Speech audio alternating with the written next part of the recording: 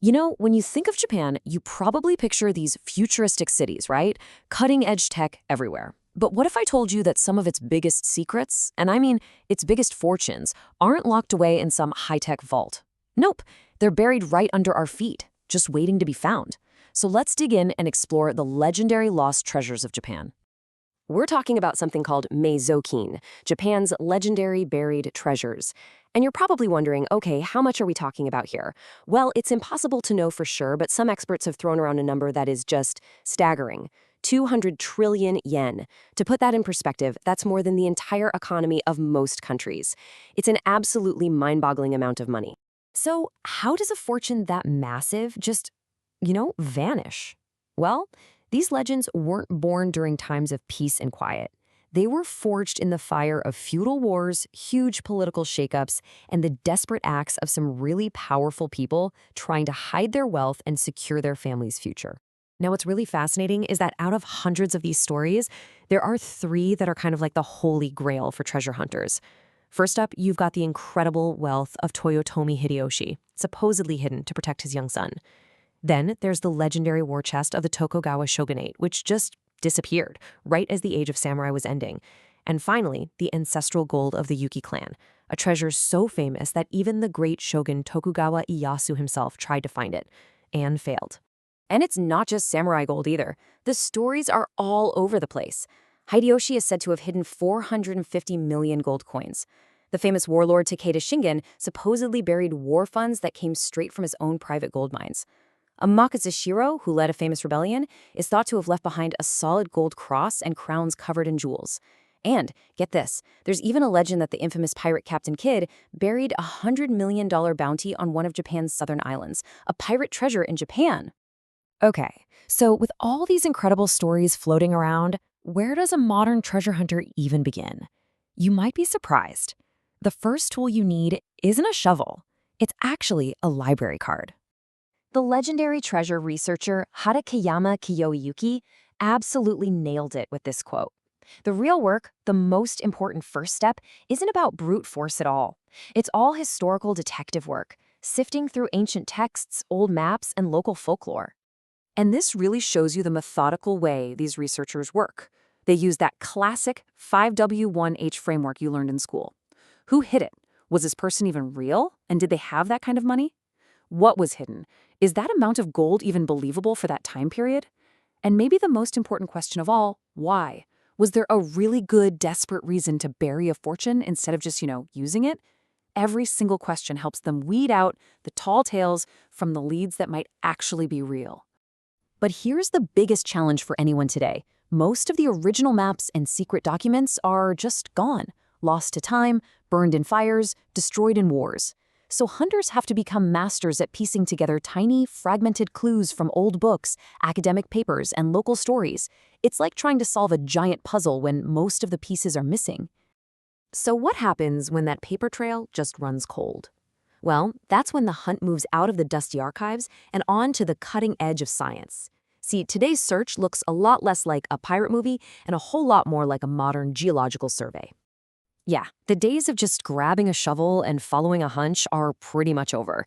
I mean, the romance is still there, but the reality now is all about data, sensors, and scanning what's underground without disturbing a thing. Instead of just digging blindly and maybe accidentally destroying the very thing you're looking for, modern teams can create a super detailed digital map of what's down there before a single shovelful of dirt is ever moved. And at the heart of all this high-tech searching is something called ground-penetrating radar, or GPR. Honestly, the easiest way to think about it is like a fish finder, but for the Earth. An antenna sends a little pulse of energy into the ground. When that energy hits something different, like a rock, a metal box, or even just a change in the soil, it bounces back. A receiver reads those echoes and turns them into a picture of what's hiding underground. And here's what that actually looks like. On the left, you've got the operator moving the GPR unit across the ground in this really systematic grid pattern. Then on the right, you see what the computer spits out, this wild-looking cross-section of the Earth. And those strange curves and lines, that's what they're looking for. Anomalies, things that don't quite fit the natural geology. That could be an old pipe, sure, or it could be a cave, or it could be a chest of gold. But it's not just GPR. A serious modern expedition is a full-blown scientific operation. They bring out a whole toolkit. They'll use seismic detectors that send vibrations deep into the earth to map out the bedrock. They use magnetometers that can actually sense the magnetic disturbance caused by a big chunk of metal. They even use these things called electrical resistivity meters, which can reveal buried man-made structures just by measuring how they conduct electricity differently than the soil around them. It's amazing stuff.